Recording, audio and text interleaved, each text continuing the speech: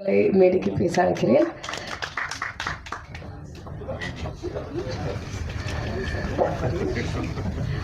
Also, I'd like to invite the co-producer of the film, Sanjay Shanmugam avargal, onto the stage. Producer இன்னும் கொஞ்ச நேரத்துல நம்ம join பண்ணுவாங்க. எல்லோருக்கும் வணக்கம். அந்த படத்தோட டிஓபி டிஎன்ஏ. இந்த படத்தோட வெற்றி வந்துட்டு நீங்கள் ப்ரிவியூ ஷோவில் கொடுத்த ஒரு அதில் தெரிஞ்சிருச்சு இந்த படம் எப்படி ரீச் ஆக போகுது அப்படின்றது. ஸோ ஃபர்ஸ்ட் ஆஃப் ஆல் அவங்க எல்லாருக்குமே நன்றி தெரிவிச்சுக்கிறேன். டிஎன்ஏ நெல்சன் சார் வந்து எனக்கு ஆல்மோஸ்ட் ஒரு நாள் பொறுத்தவரை அவரோட ட்ராவல் பண்ணிகிட்ருக்கேன். அவரோட ஃபர்கானா வந்துட்டு ஆல்மோஸ்ட் நான் வந்து கிராஸ் ஒர்க் பண்ணேன். ஸோ அந்த படத்தில் எங்களுக்கு ஒரு நல்ல புரிதல் இருந்துச்சு ரெண்டு பேருக்குமே. ஸோ அது மூலமாக வந்துட்டு எனக்கு டிஎன்ஏ வாய்ப்பு வந்து கொடுத்தாப்புல. ஸோ அவர் எனக்கு கொடுத்த வாய்ப்பை நான் பூர்த்தி செஞ்சுருக்கேன்னு நினைக்கிறேன். கண்டிப்பாக பண்ணியிருக்கேன். ஸோ அதோட ரிசல்ட்ஸ் வந்துட்டு சினிமாகிராஃபி பற்றியான ஃபீட்பேக்ஸ் எல்லாமே நிறைய தெரியாத நண்பர்கள் கிட்டேருந்து நிறைய வந்துட்டு இருக்குது. பர்டிகுலராக வந்துட்டு இந்த படத்தோட முக்கியமான விஷயம் வந்து ஹைலைட் பண்ணி சொல்லிட்டு இருக்காங்க சினிமாட்டோகிராஃபிக்கு. ஸோ சினிமாட்டோகிராஃபி அப்ரிஷியேட் பண்ண எல்லாருக்குமே வந்து நான் என்னோட நன்றியை தெரிவிச்சுக்கிறேன். அண்ட் என்னோட ப்ரொடியூசர் அம்பேத்குமார் சார், என்னோட ஃபர்ஸ்ட் ஃபிலிம் ரிலீஸ் ஆகுது. என்னோட ஃபர்ஸ்ட் ஃபிலிம் வந்துட்டு பேச்சு, அது ரிலீஸ் ஆகிறதுக்கு முன்னாடியே வந்துட்டு எனக்கு வந்து இந்த வாய்ப்பை கொடுத்தாங்க. ஸோ அதனால் அவருக்குமே என்னோட நன்றிகளை தெரிவித்து கொடுக்குறேன். And Atharva sir, Nimisha, so செட்டில் வந்துட்டு எனக்கு வந்து ஒரு பயங்கரமான கம்ஃபர்ட். ரெண்டு பேருமே எந்த இடத்துலையுமே வந்து எனக்கு எதுவுமே ஃபீல் ஆகலை. ஸோ இந்த படத்தோட எமோஷன் இது வந்துட்டு மிஸ் ஆகாமல் நான் வந்து லைட்டிங்காகவும் சரி ஃப்ரேமிங்காகவும் சரி இதை பேலன்ஸ் பண்ணணும்னு நினச்சேன். அது அவுட்புட்லேயுமே நான் கொடுத்துருக்கேன்னு நினைக்கிறேன். So thank you Atharva sir and Nimisha and Subramaniam Siva sir and Bose Venkat sir, எல்லாருக்குமே நன்றி. நல்ல ஒரு ட்ராவல் உங்களோட. அண்ட் என்னோட டைரக்டர் நெல்சன், நிறைய பேச வேண்டியிருக்கு அவரை பற்றி. இந்த படம் ஆப்பர்ச்சுனிட்டி வந்துட்டு எனக்கு ஃபஸ்ட் டைம் எனக்கு கால் பண்ணாப்புல, நம்ம ஒரு படம் ஒர்க் பண்ணுற மாதிரி இருக்கும், பட் இன்னும் நான் கன்ஃபார்ம் பண்ணலை, நான் அப்டேட் பண்ணுறேன் உனக்கு அப்படின்னாப்புல. நான் அப்போ வந்துட்டு ரொம்ப டெஸ்பரேட்டாக வந்து தேடிட்டு இருந்தேன் ஒரு படம், குயிக்காக ஒரு படம் பண்ணணும் அப்படின்னு சொல்லிட்டு. என்னை கூப்பிட்டு ஆஃபீஸ் கூப்பிட்டு ஒரு 20,000 எனக்கு கொடுத்தாப்புல. நீ வந்துட்டு ரொம்ப இதுவாக இருக்க, நீ போயிட்டு எங்கேயாச்சும் ஒரு ட்ராவல் போயிட்டு வா, போயிட்டு வந்தவொடனே என்னை பாரு, நான் ஒரு நல்ல நியூஸ் சொல்கிறேன் அப்படின்னாப்புல. சரின்னு சொல்லிட்டு நான் ஒரு 1 வீக் பொறுத்து மறுபடியும் அவரை போய் மீட் பண்ணேன். அதுக்கப்புறமா தான் இந்த வாய்ப்பு எனக்கு கிடைச்சிது. பயங்கர கூலான ஒரு ஜாலியான ஒரு ஆள், என்ன வேணுமோ அதை மட்டும் கரெக்டாக கேட்டு வாங்கிப்பாப்புல. ஸோ அவருக்குமே வந்து மிகப்பெரிய ஒரு நன்றியை தெரிவிச்சுக்கிறேன். அண்ட் என்னுடைய first film Pechi and DNA, இதோட இந்த படத்துக்கான ஒரு முக்கியமான காரணம் என்னுடைய batchmate and cinematographer Gokul Binoy. முக்கியமான நபர் என்னோட லைஃப்பில். ஸோ அவனுக்குமே வந்து என்னோட நன்றியை தெரிவிச்சுக்கிறேன் இந்த ஸ்டேஜில். Thank you all. அடுத்தபடியாக பேச I'd like to invite the co-writer of the film, Atisha Vinod அவர்கள்.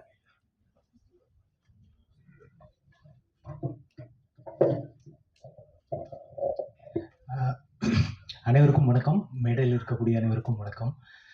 நான் வந்து இந்த ஆடியோ லான்ச்சில் என்ன பேசுகிறேன்னு தெரியாமல் அப்படியே ஸ்ட்ரக் ஆகி, ஆக்சுவலாக எனக்கு அன்றைக்கி மைண்ட் பிளாக் ஆகிடுச்சு. ஏன்னா இது எனக்கு ரொம்ப முக்கியமான ஒரு படம், ஒரு 20 வருஷ ஜேர்னியோட ஒரு தொடர்ச்சி இது.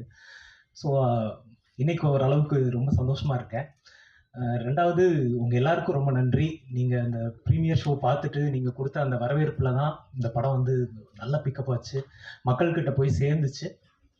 நீங்கள் வேறு நான் வேறு இல்லை, 15 வருஷம் ஜேர்னலிஸ்டாக நான் புதிய தலைமுறை ஆனந்த விகடனில் ஒர்க் பண்ணியிருக்கேன். அது அங்கேருந்து உங்கள் அந்த சீட்லேருந்து தான் நான் இந்த சீட்டுக்கு வந்திருக்கேன். ஸோ உங்களுடைய சப்போர்ட் வந்து எனக்கு ரொம்ப மனசுக்கு நெருக்கமாக இருந்தது. உங்கள் எல்லாருக்கும் ரொம்ப ரொம்ப ரொம்ப நன்றி. அந்த 15 வருட இந்த ஜேர்னலிஸ்ட் ஒர்க்கு தான் வந்து இந்த படத்துக்கு வந்து எழுத எனக்கு வந்து ரொம்ப ஹெல்ப் பண்ணுச்சு. அது ஒரு இந்த படத்தில் இருக்கக்கூடிய எல்லாமே உண்மையான விஷயங்களை வச்சு தான் நாங்கள் எழுதினோம். என்னோட குருநாதர் வந்து எப்பவும் சொல்லுவார், புனைவில் வந்து எவ்வளோக்கு எவ்வளோ உண்மை இருக்கோ அந்த அளவுக்கு அது வெற்றி பெறும் அப்படின்னு. இந்த புனைவில் 90% உண்மை இருக்குது, ஒரு 10% தான் இதில் வந்து புனைவு அப்படிங்கிறதே இருக்கும். எல்லாருமே என்கிட்ட கேட்டாங்க, இதெல்லாம் உண்மையா, நிஜமாவே இந்த மாதிரிலாம் நடக்குமா, குழந்தைய கடத்தி கொண்டு போய் பணக்காரங்களுக்கு விற்பாங்களா அப்படின்னு. நேற்று சேலத்தில் ஒரு 6 பேர் கொண்ட ஒரு நெட்வொர்க்கை வந்து அரெஸ்ட் பண்ணியிருக்காங்க. இந்த மாதிரி குழந்தைங்களை வந்து கடத்தி, பச்சை குழந்தைங்களை கடத்தி பணக்காரங்களுக்கு விற்கக்கூடிய ஒரு இவங்களை வந்து நேற்று கடத்தியிருக்காங்க. அதுதான் நம்ம படத்தில் நம்ம காட்டப்பட்ட அந்த விஷயத்துக்கான அந்த உண்மை அப்படிங்கிறது தான். ஏன்னா நாங்கள் வந்து ஒவ்வொரு விஷயமுமே அந்த பாட்டி வந்து இன்னைக்கு எல்லாராலையும் கொண்டாடப்படுறாங்க. அந்த சாத்தூர் விஜயலட்சுமி அப்படிங்கிற அந்த நடிகை வந்து அவங்க அவ்வளோ பிரமாதமாக நடிச்சிருந்தாங்க. அந்த கேரக்டர் வந்து ஒரு ரியல் லைஃப் கேரக்டர். அவங்க ரியல் லைஃப் கேரக்டர்னா கடத்துறவங்க கிடையாது. நான் வந்து சினிமாவில் முதல்ல ஒரு படம் பண்ணேன். அதுக்கப்புறம் ஒரு பெரிய பிரேக்கு. எனக்கு அடுத்து பட வாய்ப்புகள் கிடைக்கல. எனக்கு கிடைச்ச அனுபவங்களும் சரியில்லைன்னு நான் விட்டுட்டு வெளியேறிட்டேன். சினிமாவே வேண்டாம், இனிமேல் சினிமாவே வேலைக்காகுதுன்னு நான் வேலைக்கு போயிட்டேன் திரும்பியும். அங்கே நான் வந்து சந்தித்த ஒரு அம்மா வந்து டெய்லியும் எங்கள் ஆஃபீஸ்க்கு இந்த மாதிரி எடுத்துகிட்டு வருவாங்க. முறுக்கு, சீடை, அதிரசம் அப்படின்னு கொண்டு வருவாங்க. அந்த கேரக்டரை மனசில் வச்சு தான் நான் அந்த கேரக்டரை நாங்கள் உருவாக்கணும். அப்போ அந்த உண்மையான ஒரு கேரக்டர் வந்து ஸ்க்ரீனில் வரும்போது ஆடியன்ஸ் வந்து டக்குன்னு அதை வந்து எடுத்துக்கிறாங்க. ப்ளஸ் நாங்கள் அது கூட இதை ஆட் பண்ணோம்னா எக்மோர் ஹாஸ்பிட்டல்லையும் கோசா ஹாஸ்பிட்டல்லையும் தொடர்ச்சியாக கட்டப்பையில் தான் வந்து குழந்தைங்களை வந்து கடத்துவாங்க அப்படின்னு நான் ரிப்போர்ட் பண்ணியிருக்கேன். அந்த ரிப்போர்ட் அடிப்படையில் தான் அந்த கேரக்டரை வந்து நாங்கள் உருவாக்கணும். அப்புறம் அண்ணன் போஸ் வெங்கட் இருக்காரு. அவரோட கேரக்டர் வந்து ஒரு இடத்துல விசாரணை பண்ணுவாங்க. விசாரணை பண்ணும்போது அவரோட ஃபேமிலியை வச்சு பேசுவாங்க. அது வந்து ஆட்டோ சங்கரோட மரண வாக்குமூலம் அப்படின்னு ஒரு புக் இருக்கு. அதில் வந்து ஆட்டோ சங்கர் சொல்லியிருப்பாரு. அவரை வந்து அவர்கிட்ட இருந்து உண்மையை வாங்குறதுக்கு அவங்க போலீஸ் வந்து அதை தான் பயன்படுத்தியிருப்பாங்க. அவங்க ஃபேமிலியை வந்து பக்கத்து ரூமில் வச்சுட்டு இவங்க வந்து பேசுவாங்க. பேசும்போது அவர் வந்து எல்லா உண்மையும் சொல்லிடுவார். இந்த மாதிரி இந்த படத்தோட எவ்ரி டீட்டெயில் வந்து ஒரு உண்மை சம்பவத்தோட தொடர்ச்சியாக தான் இதுக்குள்ளே இருந்துக்கிட்டே இருந்தது. அதுக்கு தான் அதனால தான் இது வந்து ஆடியன்ஸ் வந்து டக்குன்னு அக்செப்ட் பண்ணிக்கிட்டாங்க அப்படின்னு நான் நினைக்கிறேன். ஏன்னா அவங்க அன்றாட வாழ்க்கையில் தினம் பார்க்கக்கூடிய மனுஷங்க, தினம் பார்க்கக்கூடிய அந்த விஷயங்களை தான் நம்ம படமாக எடுத்திருக்கோம். இன்னைக்கு வந்து தமிழ் சினிமாவுக்கு வந்து கதை இல்லைன்றாங்க. நம்மளை மாதிரி ஜேர்னலிஸ்ட் கிட்ட லட்சக்கணக்கான கதைகள் இருக்கு. ஜேர்னலிஸ்ட்டை வந்து நீங்கள் பயன்படுத்தும் போது அவங்கக்கிட்ட இருந்து உங்களுக்கு அவ்வளோ கதைகளும் அவ்வளோ டீட்டெயிலும் வரும். தமிழ் சினிமா இயக்குநர்கள்கிட்ட நான் அதை தான் வேண்டி கேட்டுக்கிறேன். நீங்கள் என்ன யூஸ் பண்ணணும்னு அவசியம் இல்லை. நல்ல ரைட்டர்ஸ் எக்கச்சக்கமாக இருக்காங்க, நல்ல ஜேர்னலிஸ்ட் எக்கச்சக்கமாக இருக்காங்க. அவங்கள உங்கள் படத்தில் நீங்கள் பயன்படுத்தும் போது நிச்சயமாக உங்கள் படத்துக்கு வந்து இன்னும் கூடுதலான ஒரு மதிப்பும் நம்பகத்தன்மையும் உண்மைத்தன்மையும் கிடைக்கும் அப்படின்னு நான் நம்புகிறேன். அப்புறம் நெல்சன் சார் அவரு தான் என்னை வந்து தேடி கண்டுபிடிச்சு கூட்டிட்டு வந்து எழுத வச்சாரு. நான் வேண்டாம், என்னை விட்டுருங்க, சினிமாவுக்கு எனக்கு செட் ஆகாது, என்னை விட்டுருங்கன்னு. இல்லை நீ தான் இந்த படம் பண்ணணும், என் மேல இருக்கிற ஒரு நம்பிக்கையை வச்சு அவர் என்னை அழைச்சிட்டு வந்து இதை எழுத வச்சாரு. அந்த பாத்திரங்களுக்கும் அந்த காட்சிகளுக்கும் வந்து அதர்வா சாரும் நிமிஷா மேடமும் இவங்க எல்லாருமே வந்து உயிர் கொடுத்து அதை வந்து நான் பார்க்கும்போது நான் என்ன நினைச்சு எழுதணும் அது எல்லாமே அது வந்து இருந்தது. எனக்கு அது குறிப்பாக சில சீன்ஸ் எல்லாம் வந்து நான் ரொம்ப மனசுக்கு நெருக்கமாக நான் எழுதியிருந்தேன். அதை வந்து அவங்க அப்படியே உள்வாங்கிட்டு நடித்தது வந்து ரொம்ப சந்தோஷமாக இருந்துச்சு. ஸோ இந்த மாதிரியான படைப்புகளுக்கு வந்து தொடர்ச்சியாக மக்கள் ஆதரவு கிடைக்கணும். நிறைய திரைப்படங்கள் இந்த மாதிரி வரணும் அப்படின்னு நம்புகிறேன். குறிப்பாக இந்த படத்தில் நான் ஒரு விஷயம் சொல்லணும்னு நினச்சது என்னென்னா, இந்த படத்தோட ஒவ்வொரு சீனையும் நீங்கள் எல்லாரும் படம் பார்த்துருப்பீங்க. நீங்கள் யோசிச்சு பார்த்தீங்கன்னா ஒவ்வொரு சீன்லேயும் யாரோ ஒருத்தர் ஹெல்ப் பண்ணிகிட்டே இருப்பாங்க. படம் ஃபஸ்ட்டு சீனில் ஒரு ஆம்புலன்ஸ் டிரைவர் வந்து ஒரு டாக்டர் அந்த மருத்துவமனையில் வேலை பார்க்குறவருக்கு ஹெல்ப் பண்ணுவார். அதுக்கப்புறம் ரமேஷ் திலக் வந்து அவரோட நண்பருக்கு ஹெல்ப் பண்ணுவார். அப்படின்னு படத்தில் ஏதோ ஒரு கேரக்டர் இன்னொரு கேரக்டருக்கு உதவி செஞ்சுக்கிட்டே இருக்கும். அந்த உதவி அப்படிங்கிறது எப்போ வணிகமாகவோ உள்நோக்கம் கொண்டதாவோ ஒரு சுயநலமானதாவோ மாறுதோ அப்பெல்லாம் வந்து அது கிரைமாக மாறுது. அதுதான் இந்த படத்து மூலமா நான் வந்து சொல்லணும்னு நினைச்ச ஒரு விஷயம். என்னன்னா நம்ம இன்னைக்கு வந்து உதவி அப்படிங்கிறது பிஸ்னஸா மாறிட்டு இருக்கு. நம்ம முன்னாடி லிஃப்ட் கேட்டுட்டு இருப்போம், இன்னைக்கு லிஃப்ட் அப்படிங்கிறது வந்து ரேபிடோவா மாறிடுச்சு. இன்னைக்கு எல்லாருமே அதை வணிகமா மாத்திட்டு இருக்கோம். எல்லாமே வணிகமா மாறிட்டு இருக்கிற ஒரு காலத்துல இருக்கோம் நம்ம. அப்போ ஒரு உதவி அப்படிங்கிறது அது ஆத்மார்த்தமா நேர்மையா இருக்கணும். அந்த உதவி அப்படிங்கிறது வணிகமா பிஸ்னஸா கிரைமா மாறுறது அப்படிங்கிறது ரொம்ப ஆபத்தானது அப்படிங்கிறத தான் சொல்ல நினைச்சோம். இந்த படம் வந்து அந்த ஹியூமனிட்டியை மக்கள்கிட்ட கொண்டு போய் சேர்க்கணும் அப்படிங்கிற ஒரு நல்ல நோக்கத்தோட பண்ணோம். அது போய் சேர்ந்துருக்கு. ஸோ உங்க எல்லாருக்கும் ஒரு பத்திரிகையாளனா ரொம்ப நன்றி. தொடர்ந்து எனக்கு ஆதரவு கொடுக்கணும் அப்படின்னு நான் கேட்டுக்கிறேன். நன்றி, வணக்கம். அமேசிங்கான ஸ்டோரி எங்களுக்கு கொடுத்ததுக்கு ரொம்ப ரொம்ப நன்றி. அடுத்ததாக I'd like to invite the sound engineer of the film, Pratap, to say a few words. Okay.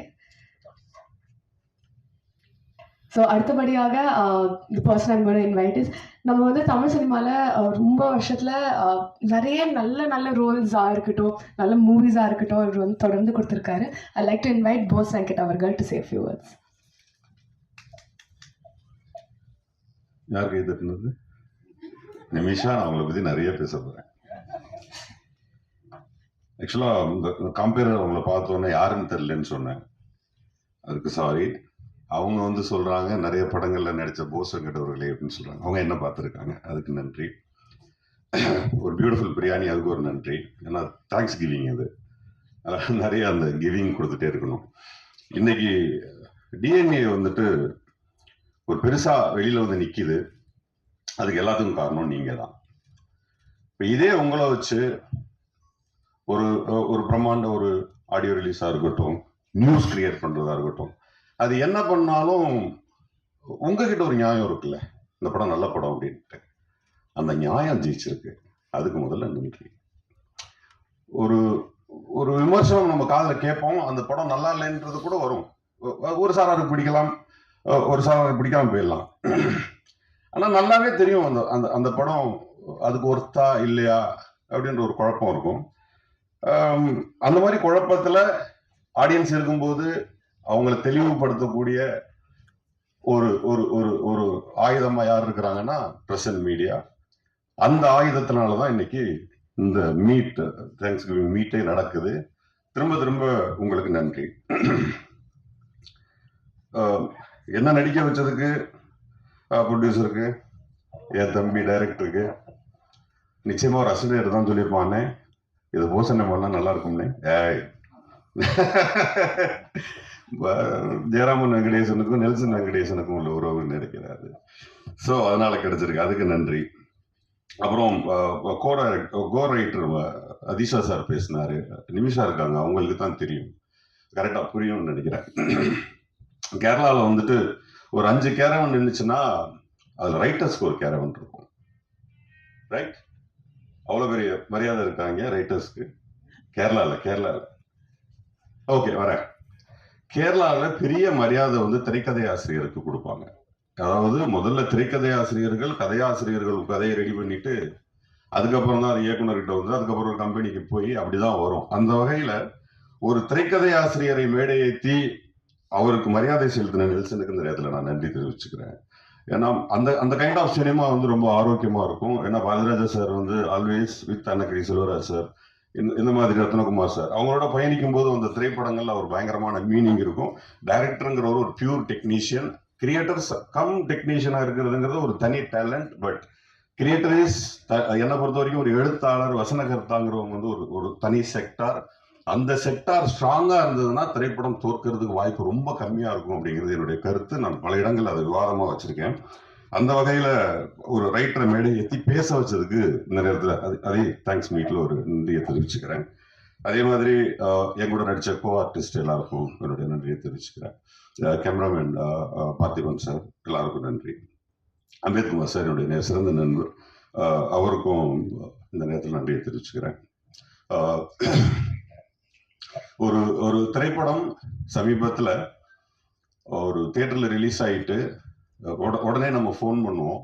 நெல்சனுக்கு phone பண்ணும்போது ஒரு இயக்குனருடைய அந்த பிரசவ வழி, என்ன நெல்சன் எப்படி இருக்கீங்க அப்படின்னா, இல்லைன்னா என்ன பண்றதுன்னு தெரில, என்ன நடக்குதுன்னு தெரில, ஒரு ஈவினிங் வரைக்கும் ஒரு தொண்டைக்கு நெஞ்சுக்கு ஒரு உருண்டை ஓடிக்கிட்டே இருக்குது, அதெல்லாம் எப்போ சரியாகும்னு எனக்கு தெரியல அப்படின்னு சொல்லும்போது நான் சொன்னேன், இல்லை நேற்று ப்ரெஸ் மீட்ல படம் பார்த்தவங்க எனக்கு நிறைய பேர் ஃபோன் பண்ணிட்டாங்க. அவங்க எல்லாருமே படம் ரொம்ப குவாலிட்டியா இருக்கு, ரொம்ப நல்ல படமா இருக்கு, அதனால இந்த திரைப்படம் ஓடும்னு சொல்லியிருக்காங்க அப்படின்னு நான் சொன்னப்போ, அப்படியா அப்படின்னு சொன்னா, அவன் அது வந்து பிரஸ் கையில தான் இருக்கு, அவங்க நிச்சயமா நல்ல படம்னு எழுத ஆரம்பிச்சிட்டாவோ பேச ஆரம்பிச்சிட்டாவோ அந்த திரைப்படம் மிகப்பெரிய திரைப்படமா மாறும், நம்புங்கன்னு சொன்னதுக்கு அப்புறம் அது 2வது நாள் அது நடந்தது. அந்த வகையில மீண்டும் உங்களுக்கு ஒரு நன்றி. இந்த திரைப்படத்துல நான் கொஞ்சம் முன்னாடியே படம் பார்த்த பொழுது கடைசியா ஹீரோவுக்கு வரேன், நிமிஷா வந்து பிரமாதமா ஆக்ட் பண்ணியிருந்தாங்க. நான் உங்ககிட்ட சொன்னேன், இப்போ அந்த அந்த அந்த கேரக்டர் டிசைன் பண்ண விதமே பியூட்டிஃபுல்லா இருந்துச்சு. நான் நெல்சன்ட்ட வந்து படம் பார்த்துட்டு வெளியே வந்தோடனே சொன்னது, அந்த ஹீரோயின் கேரக்டர் ரொம்ப பிரமாதமா டிசைன் பண்ணியிருக்கீங்க, அது டிசைன் பண்ணது பிரச்சனை இல்லை, நடிப்பை பற்றி நல்ல புரிதல் இல்லாத ஒரு ஆளால அது பண்ண முடியாது. அவங்க நாயட்டுன்னு ஒரு படம் பண்ணியிருந்தாங்க கேரளாவில், அவங்க பெரும்பான்மையான படங்கள் வந்து அந்த கேரக்டர்ஸ் வந்து அவங்க புரிய வைக்க முடியலன்னா அந்த கேரக்டரே காலி ஆயிடும். அதுவும் பர்டிகுலர் நாயட்டு வந்து அது ரொம்ப அழகா புரிய வச்சிருப்பாங்க அந்த படத்துல. அதே மாதிரி டிஎன்ஏல நிறைய நேரங்கள்ல அதை புரிய வச்சது ரொம்ப நல்லா இருந்தது. நான் நெல்சன்ட்ட கடைசியா சொன்னேன், கொஞ்சம் நிறைய டயலாக் சேர்த்துருக்கலாங்க அந்த பொண்ணுக்கு, இன்னும் நிறைய பேச வச்சிருந்துருக்கலாங்க அப்படின்னு கூட சொன்னேன். அந்த வகையில் பியூட்டிஃபுல் ஆக்ட்ரஸ் அவங்க. அடுத்ததாக இதோட முடிச்சுக்கிறேன். பட் என்னுடைய கதாநாயகன் அதர்வா சார். சில பேர் மட்டும் ஜெயிக்கணும்னு நம்ம உள் மனசு சொல்லிகிட்டே இருக்கும். அவங்க ஜெயிச்சா அட்வான்டேஜ், அவங்க ஜெயிக்கிறது நமக்கு நல்லது அப்படின்றது ஒன்று தோணுன்னா அது அதர்வா சார். ஏன்னா அவரோட இதுக்கு முன்னாடி ஒரு படம் பண்ணியிருந்தேன். அந்த திரைப்படம் நைட்ல எல்லாம் மிட் நைட்ல எல்லாம் ஷூட்டிங் நடந்துட்டு இருக்கும். நமக்கே ஒரு மாதிரி டயர்டா இருக்கும். என்ன அவ்வளோ பிரிஸ்கா வந்து நிற்பாரு, எந்த விதமான டிஸ்டர்பன்சஸ் இல்லை, கோபம் இல்லை. அப்படி நான் கண்டினியூவா நைட் ஷூட்டே போயிட்டே இருந்தோம். நான் ஒரு நாள் நான் கேட்டேன், டயர்டா போட்டீங்களான்னு கேட்டேன். அவர் சொன்னார், நல்ல வார்த்தை அது, அவர் மறந்துட்டாரான்னு தெரியல. ஒரு 4 பசங்களோட டவுசர் போட்டு வந்து நான் போலீஸ் நீங்க மாட்டிப்பீங்க. அவர் சொன்னாரு, சார் நடிக்கிறோம் சார், பிடிச்ச வேலை சார், பிடிச்ச வேலையை செஞ்சுட்டு இருக்கோம் சார், இதுல எப்படி சார் டயர்டா வருதுன்னாரு. எனக்கு ரொம்ப ஆச்சரியமா இருந்தது. அதே டிஎன்ஏலையும் பார்த்தேன், அதே பிடிச்ச வேலையை டயர்டு இல்லாம அன்னைக்கு என்ன ஃப்ரெஷ்னஸ் இருந்துச்சோ அதே ஃப்ரெஷ்னஸோட வராரு. ஸோ அது இயக்குநர்களுக்கும் ப்ரொடியூசர்ஸ்க்கும் சினிமாவுக்கும் ரொம்ப ஆரோக்கியமானதா இருக்கணும். அதனால டிஎன்ஏவோட வெற்றியை உண்மையிலேயே என்னுடைய சகோதரர்கள் திரு அதர்வா அவர்களும் சரி, நெல்சனும் சரி, திரு அம்பேத்கரும் சரி, அத்தனை பேரும் ஜெயிக்க வச்சவங்க எல்லாருக்கும் அதை பர்டிகுலர் ஆடியன்ஸ்க்கு நன்றியை தெரிவிச்சுக்கிறேன். நன்றி. Thank you so much, sir. அடுத்தபடியாக a fantastic director and actor Subramaniam Siva அவர்களை மேடைக்கு பேச வைக்கிறேன்.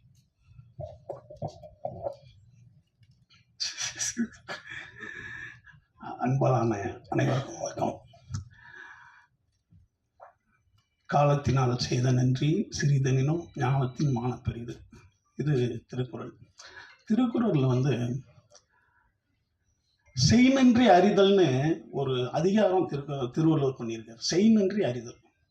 இந்த நன்றி சொல்கிற விஷயம் வந்து நான் நிறையா இடத்துல சொல்லியிருக்கேன். நான் யாருக்கு நன்றி உணர்வு அதிகமாக இருக்கோ அவன் எல்லா துறையிலையும் சிறந்தவனாக இருப்பான்.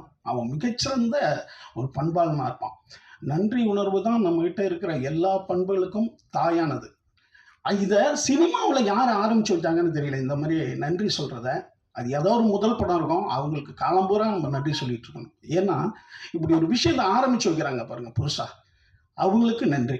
ஏன்னா இந்த மாதிரியான ஒரு சிறந்த ஒரு படத்தை நீங்க எழுதி, ஏன்னா உங்களுக்கு உங்க ஷோ போடும்போதே நெல்சனை சுத்திக்கிட்டீங்க, எல்லாம் சுத்தி ரொம்ப நல்லா இருக்குன்னு சொன்னீங்க.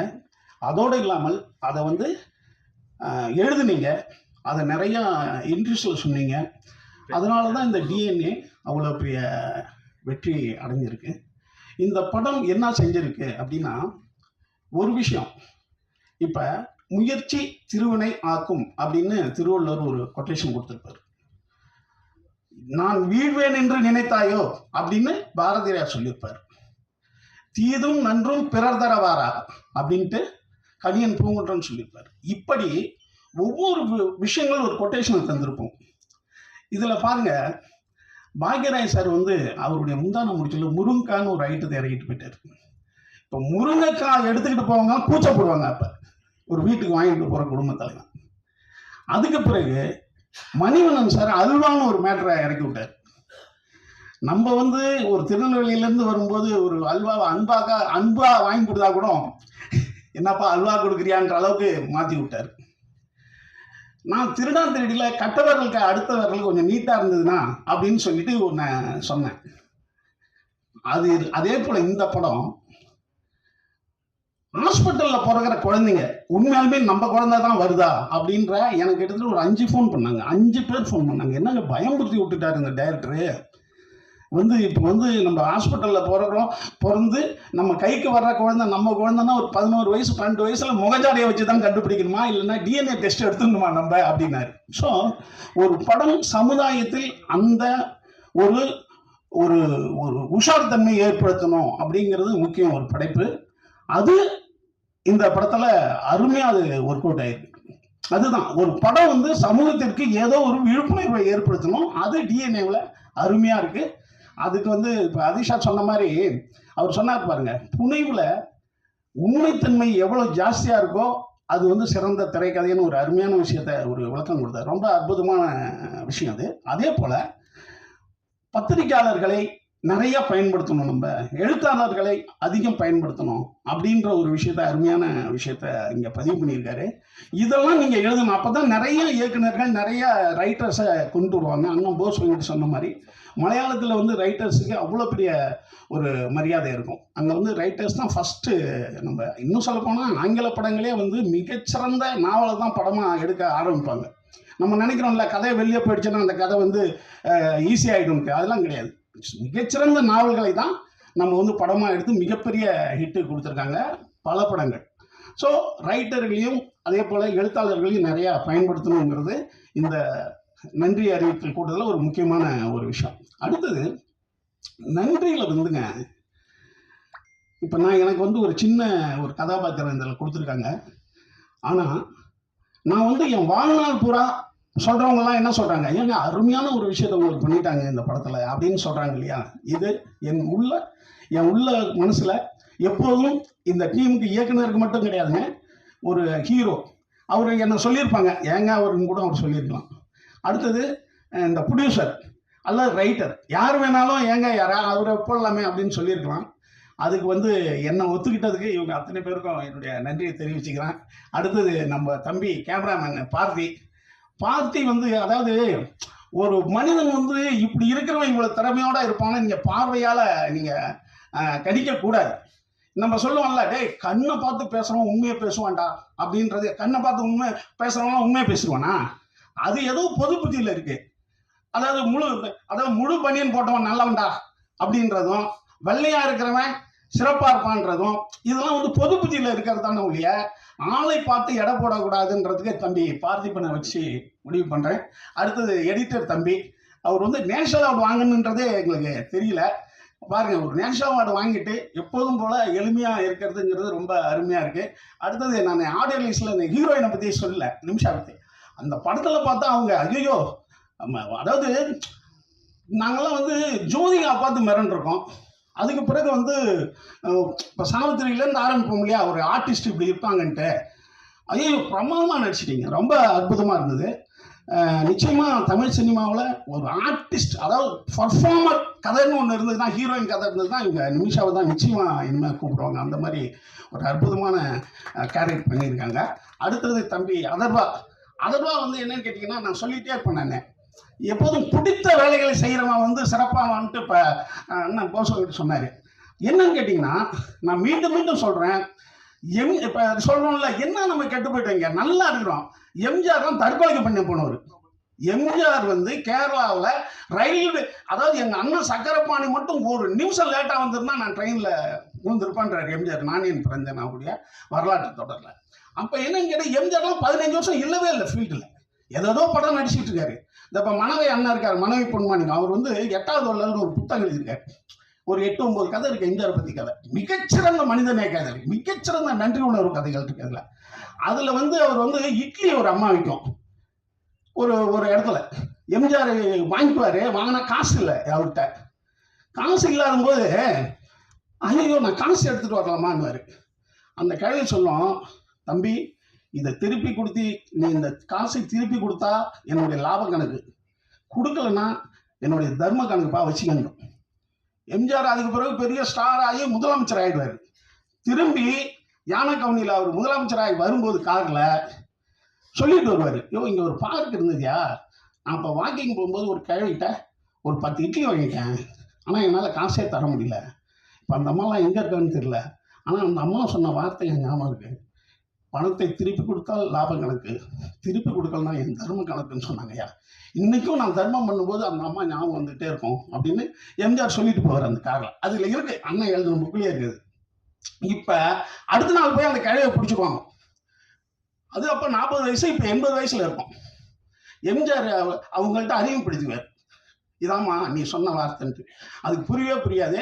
இல்லைப்பா நான் நல்லா இருக்கணும்போது அவர் அந்த அம்மாவுக்கு ஒரு வீடு கொடுத்து அந்த அம்மா இருக்கிற வரைக்கும் அவருடைய சொந்த பணம் 1000 ரூபா அனுப்பிச்சிட்டே இருப்பார் எம்ஜிஆர்.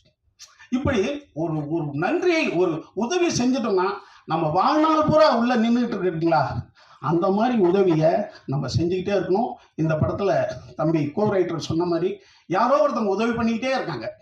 அந்த உதவி செயின் தான் நம்ம வாழ்க்கையை மேன்மைப்படுத்தும், உண்டாக்கும். கடைசியாக ஒன்று சொல்லிட்டு முடிச்சிடுறேன். ராமாயணத்தில் ராமனுக்கு நிறையா பேர் உதவி பண்ணிக்கிட்டே இருப்பாங்க. ராமனுக்கு படுற கஷ்டம் இருக்க, அவன் ரொம்ப நல்லவன், அவன் காட்டுக்கு போயிடுவான், காட்டுக்கு அவனா பொண்டாட்டி தூக்கிட்டு போயிடுவான், அதுக்கு பிறகு அவன் போராட்டம்.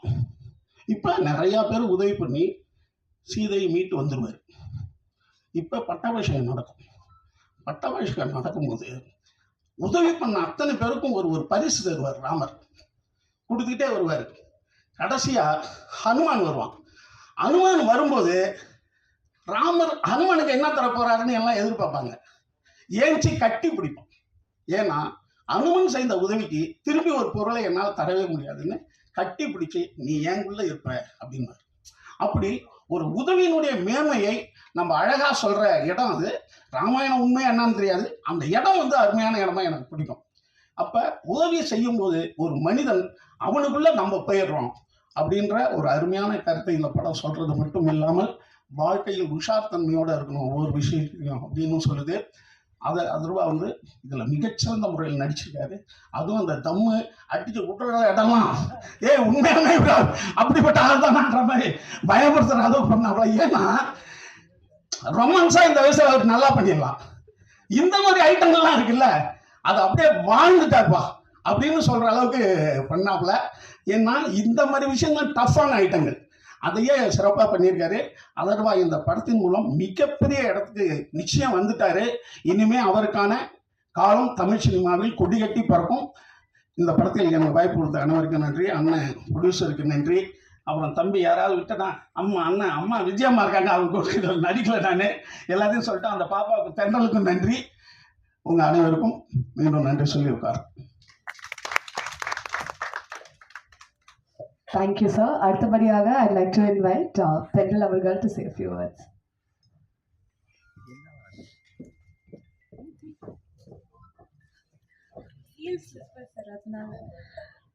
எல்லாருக்கும் நன்றி. இங்கே வந்ததுக்கும் உங்களுடைய நேரத்தை எங்களுக்கு செலவழிக்கிறதுக்கும்.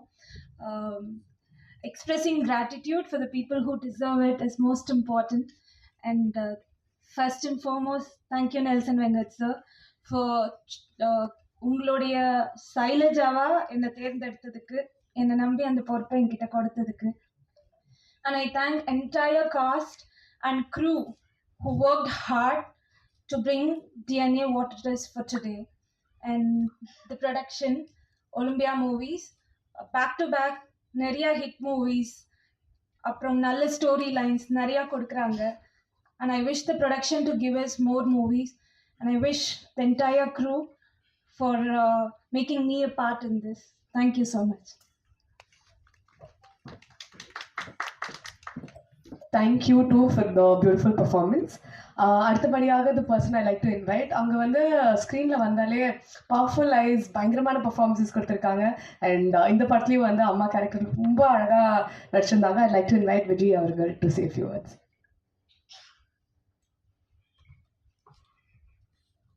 Thank you dear. எல்லாருக்கும் வணக்கம். இந்த சக்ஸஸ் மீட்டுக்கான முதல் காரணமான உங்கள் பத்திரிகை ஊடகங்களுக்கு ரொம்ப ரொம்ப ரொம்ப நன்றி. நான் ப்ரெஸ் மீட்டை மிஸ் பண்ணிட்டேன், ஆடியோ லான்ச் மிஸ் பண்ணிட்டேன்.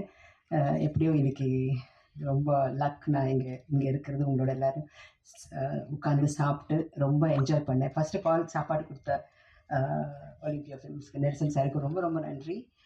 You should reach someone's heart through ஸ்டமக்குன்னு சொல்லுவாங்க. அது நான் செய்வேன். வீட்டில் எப்போவுமே யார் வந்தாலும் சாப்பாடு போடாமல் நான் அனுப்ப மாட்டேன்.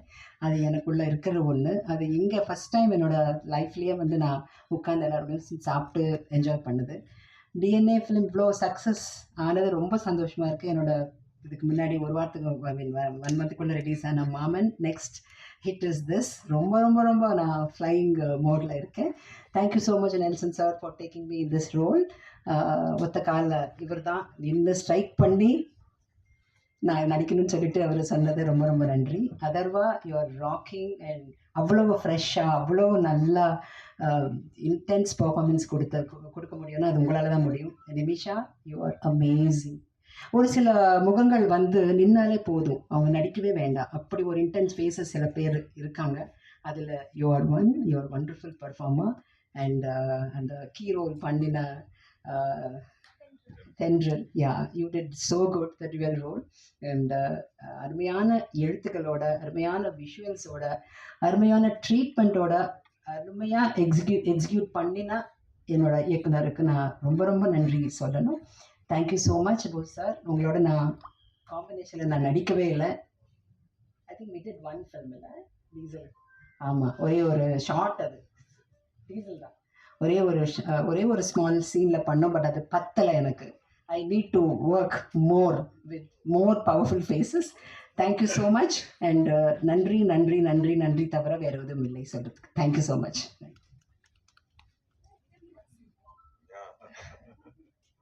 Thank you so much. அடுத்தபடியாக the co producer of the film Sanjay Shanmugam அவர்களை பேச அழைக்கிறேன். Last okay, all right. Next up, the main man of the film is the director of the film. ஒரு நாள் கூத்துல இருந்து தொடர்ந்து he's given us lovely films, and இந்த படமும் ரொம்பவே அமேசிங்காக அமைஞ்சிருக்கு உங்களுக்கு. So I'd like to invite Nelson Venkatesan அவர்கள் to say a few words.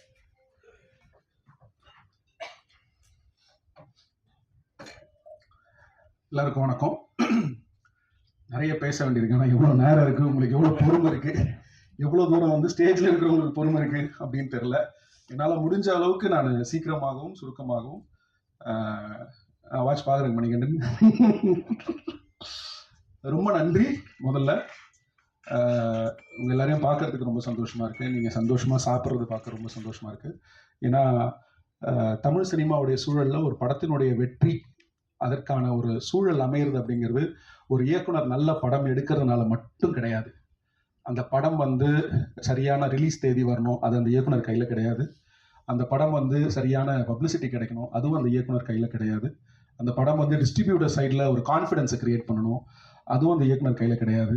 அப்புறம் போஸ்டர் ஓட்டுறதுலேருந்து ப்ரொமோஷன் பண்ணுற வரைக்கும் ஒரு படத்தினுடைய வெற்றி அது ஒரு நல்ல படமா இல்லை நல்லா இல்லாத படமாங்கிறத தாண்டி ஒரு வெற்றியை தீர்மானிக்க பல விஷயங்கள் கை கூட வேண்டியிருக்கு, ஒன்று சேர வேண்டியிருக்கு, ஒத்துழைக்க வேண்டியிருக்கு, உழைப்பு போட வேண்டியிருக்கு. பல நன்றி கடன்களால் மட்டும்தான் அந்த வெற்றியும் பூர்த்தி அடைகிற மாதிரியான சூழல் இன்னைக்கு தமிழ் சினிமாவில் இருக்கு. அப்படி இருக்கும்போது ஒரு நல்ல படத்தை எடுத்துட்டு சந்தோஷமாகவும் நிம்மதியாக மட்டும் இருக்க முடியாம இந்த படம் எப்படி போய் மக்களை சேரும், அதை போய் சேர வேண்டிய அந்த பாதை அந்த படத்திற்கு சுமூகமாக இருக்குமா இல்லை அது சேலஞ்சிங்காக இருக்குமா அப்படிங்கிற பதட்டத்தோட வெள்ளிக்கிழமையும் சனிக்கிழமையும் கடந்துட்டு இருக்கிற பல இயக்குநர்கள் சார்பாக உங்க எல்லாருக்கும் என்னுடைய முழு நன்றி. உங்களுடைய அன்புக்கும் ஆதரவுக்கும், நீங்க இந்த டிஎன்ஏ படத்துக்கு எங்க மேல காமிச்ச அன்புக்கும் இந்த படத்து மேல காமிச்ச அன்புக்கும் உங்க எல்லாருக்கும் ரொம்ப ரொம்ப ரொம்ப ரொம்ப நன்றி. ரொம்ப தேங்க்யூ. கிட்டத்தட்ட இது 9 வருஷம் தாண்டி 10வது வருஷம் சினிமாவில். I don't feel very old. ஏன்னா சினிமாவுக்கு கொஞ்சம் வெளியில இருந்து தான் நான் சினிமாவை இயக்கியிருக்கேன். இந்த படம் என்ன சினிமாவை கொஞ்சம் உள்ள கூட்டிட்டு வந்த மாதிரி நான் ஃபீல் பண்றேன். எங்கிருந்து ஆரம்பிக்கிறதுன்னு தெரியல. இந்த படம் உருவாகிறதுக்கு காரணமா இருந்த சில இதயங்கள், அவங்களுக்கு என்னுடைய முதல் நன்றிகளை நான் சொல்லணும். ஆனந்துக்கும் திவ்யாவுக்குமான கதை வந்து கிட்டத்தட்ட எனக்கு 2009-10 இருந்து என் கிட்ட அந்த கதை உள்ளுக்குள்ளே இருக்கு. இந்த ஆனந்தும் திவ்யாவும் பெயர் வேற வேற, பட் இதை நான் வந்து என் வாழ்க்கையில பார்த்த உண்மையான கதாபாத்திரங்கள். இந்த மாதிரி ஒரு குடும்பத்துல ஒரு 20 பேர் இருக்கிற குடும்பத்துல ஒருத்தரை மட்டும் அவங்களுடைய விஷயங்களை புரிஞ்சுக்காம, அவங்களுக்கு தேவையான அன்பையும் அரவணைப்பையும் காமிக்காம, அவர்களை வந்து ஒரு தனித்துவமாகவும் ஒரு அந்த குடும்பத்தினுடைய போக்கோட ஒன்று சேராத ஒரு ஆட்களாகவும் ட்ரீட் பண்ணும்போது அவங்க கோத்ரூ பண்ணக்கூடிய அந்த வழி இருக்குல்ல. ஒரு 20 பேர் இருக்கிற குடும்பத்துல எப்பவுமே ஒரு நல்லதோ ஒரு கெட்டதோ ஒரு டிஸ்கஷனோ இல்ல வந்து ஒரு முடிவோ இல்ல ஒரு ஊருக்கு போறோம்னா கூட அவனுக்கு விருப்பம் இருக்கான்னு கூட இல்ல அவளுக்கு விருப்பம் இருக்குமான்னு கூட கேட்காத மாதிரியான உயிர்கள் வந்து நிறைய சமூகத்துல இருக்கு. ஒரு குடும்பத்துல அவங்க ஒருத்தர் மட்டும் ஒட்டாம இருப்பாங்க. அப்படி நான் நிறைய கதாபாத்திரங்களை பார்த்திருக்கேன். அவங்களோட வழியை நான் வந்து பகிர்ந்திருக்கிறேன். எங்க குடும்பத்திலேயே நான் பார்த்திருக்கிறேன், என்னோட நண்பர்கள் குடும்பத்துல பார்த்திருக்கேன். ஸோ அந்த மாதிரி நான் பார்த்த 2 கதாபாத்திரம் தான் ஆனந்தும் திவ்யாவும். அவங்க 2 பேருக்குலாம் அவங்களுக்கு கல்யாணம் ஆகுமா அப்படிங்கிற டிஸ்கஷன்ல எனக்கு இந்த கதையே வந்து கிட்டத்தட்ட பல வருஷங்களுக்கு முன்னாடி தோணுச்சு. அந்த டிஸ்கஷன் என் முன்னாடி ஒருத்தர் பேசிட்டு இருக்கும்போது, சரி நீங்க பண்ணலன்னா என்ன, அந்த கல்யாணத்தை நான் பண்ணி வைக்கிறேன், அவங்க 2 பேரும் ரொம்ப சந்தோஷமா வாழ்வாங்க அப்படின்னு நான் அன்னைக்கு எடுத்த முடிவு கிட்டத்தட்ட 14-15 ஆண்டுகளுக்கு தாண்டி இப்படி டிஎன்ஏன்னு ஒரு படமா அதுல வந்து அந்த கைக்குழந்தை சம்பந்தப்பட்ட ஒரு கிரைம் சம்பந்தப்பட்ட ஒரு விஷயமாவும் உங்களை வந்து சேர்ந்தடைஞ்சிருக்கும் போது எனக்கு என்ன தோணுதுன்னா, ஒரு பவர்ஃபுல் ஸ்டோரி, அதுக்குள்ள ஒரு பவர்ஃபுல் எமோஷன், அதை தாங்கி பிடிக்கிற கதாபாத்திரங்கள் இருந்தாலும் இன்னும் 10 வருஷம் கழிச்சு இந்த நான் கதையை எடுத்திருந்தாலும் அதற்கான வரவேற்பும் அன்பும் மக்களிடம் இருந்தும் சரி உங்களிடம் இருந்தும் சரி கிடைச்சிருக்குங்கிற நம்பிக்கையை விதைச்சதுக்கு உங்க எல்லாருக்கும் அடுத்த நன்றி. அந்த உண்மையான ஆனந்துக்கும் அந்த உண்மையான திவ்யாவுக்கும் இந்த வெற்றியை நான் சமர்ப்பிக்கிறேன். அவர்கள் இன்னும் உயிரோடு இருக்கிறாங்க, ஆனா வேற வேற ஆட்களை கல்யாணம் பண்ணிட்டு ரொம்ப சந்தோஷமா இருக்கிறாங்க. அவங்களுக்கு இந்த வெற்றியை நான் சமர்ப்பிக்கிறேன். ஆனந்துக்கும் திவ்யாவுக்கும் இந்த வெற்றி சமர்ப்பணம். அடுத்தது இந்த படம் நடக்கிறதுக்கு சுரேஷ் சந்திரா சார், நம்ம அதர்வா பிரதரை மேனேஜ் பண்ணிட்டு இருக்காரு. சார் ஒரு முக்கியமான காரணம். அவரை நான் இந்த படத்தை பத்தி பேசுறதுக்கு ஒரு நாள் முன்னாடி ஒரு காஃபி ஷாப்ல பார்த்தேன். நாங்க வேற ஏதோ பேசிட்டு பிரிஞ்சு போயிட்டோம். திருப்பி அடுத்த நாள் நம்ம அம்பேத்கருடைய ஆபீஸ்ல பார்த்தேன். அப்போ நான் ப்ரொடியூசர், தயாரிப்பாளர் நம்ம அம்பேத்கருக்கு சொன்ன கதையை நீ சொல்லாதப்பா அப்படின்ட்டு சுரேஷ் சந்திரா சார்ட்ட என்னோட ப்ரொடியூசர் சொல்றாரு. கிட்டத்தட்ட நான் ஒரு தெரியல நூற்றுக்கணக்கான ஆட்கள்கிட்ட சினிமால இந்த 9 வருடத்துல கதை சொல்லியிருப்போம். முதல் முறையா என்னோட கதையை என் முன்னால் ஒரு ஒரு ஒரு ஒரு சுரேஷ் சந்திரா சார் கிட்ட நான் எப்படி சொல்வேனோ, சொன்னேனோ, எங்கே நிறுத்தினேனோ, எதை ஒரு ஹைலைட்டா நான் ஹைலைட் பண்ணி டிராமாட்டிக்கா சொன்னனோ அது அப்படியே எங்க ப்ரொடியூசர் அம்பேத்குமார் சொன்னாரு. அப்பதான் நான் கன்வின்ஸ் ஆனேன், ஓகே இவருக்கு இந்த கதை உண்மையிலேயே பிடிச்சிருக்கு, இந்த படம் நடக்கும் அப்படின்னு சொல்லி. அந்த மொமெண்ட் நான் என்னைக்குமே மறக்க மாட்டேன். அதுக்கப்புறம் அதர்வா பிரதர் கூட நான் ஃபர்ஸ்ட் ஒரு மீட்டிங் தான் நான் பேசினேன் கதை சொல்லும் போது. அதுக்கப்புறம் நான் படம் முடிவாகிற வரைக்கும் நெருக்கத்துல தான் நான் பேசுற சூழ்நிலை நடந்துச்சு. ஸோ இந்த படம் நடப்பதற்கும் இந்த படத்துடைய ஆரம்ப புள்ளியில ஒரு முக்கிய அங்கமாகவும் காரணமாகவும் இருந்த சுரேஷ் சந்திரா சாருக்கு என்னுடைய நன்றி. அடுத்தது இந்த படம் இன்னைக்கு டிஎன்ஏவா வெளியில வந்திருக்குன்னா இதுக்கு பல நல்ல உள்ளங்கள் பின்னாடி நிறைய வேலை செஞ்சிருக்காங்க. அதுல திங் மியூசிக் எங்க படத்துடைய ஆடியோ வாங்கியிருக்காங்க. அந்த திங் மியூசிக் டீமுடைய சப்போர்ட் ரொம்ப பெரிய சப்போர்ட். அவங்களோட வைஸ் பிரசிடென்ட் சந்தோஷுக்கு என்னுடைய மிகப்பெரிய நன்றி. அவர் என்னுடைய நண்பர். நாங்க மைக்கு வெளியில வேற மாதிரி தான் பேசுவோம். கிட்டத்தட்ட சந்தோஷ் எனக்கு 18-19 வருஷமா தெரியும். நான் சொன்னேன் இல்லையா, இந்த சினிமால இந்த நல்ல உள்ளங்கள் அப்படின்னு இந்த கதையில சில விஷயம்லாம் சொல்றோம்ல, நானும் சந்தோஷும் ஒரு காலேஜ் ஸ்டூடெண்டா பழகுறோம். அங்கிருந்து 2 பேருடைய பயணம் வேற. ஆனா இன்னைக்கு நான் டிஎன்ஏல ஒரு இயக்குனராகவும், அவர் அந்த பக்கம் திங் மியூசிக்ல ஒரு கண்டென்ட் பையராகவும், இல்லை இன்னைக்கு இண்டஸ்ட்ரியில இருக்கக்கூடிய ஒரு வெல் விஷராகவும், ஒரு ஃப்ரெண்டாகவும் பார்க்கும்போது எல்லாரும் சேர்ந்து இந்த படத்தை உங்ககிட்ட கொண்டு ப்ரெஸ் பண்ற அந்த அனுபவம் எனக்கு ரொம்ப திருப்தியா இருந்துச்சு. லைஃப் இஸ் ஆல்வேஸ் அ சர்க்கிள்னு சொல்லுவோம்ல, அது அடிக்கடி நமக்கு லைஃப் சொல்லிட்டே இருக்கிற மாதிரி நான் பார்க்குறேன். சந்தோஷுக்கு ரொம்ப ரொம்ப ரொம்ப ரொம்ப ரொம்ப நன்றி. அடுத்தது என்னுடைய காஸ்ட் அண்ட் க்ரூ.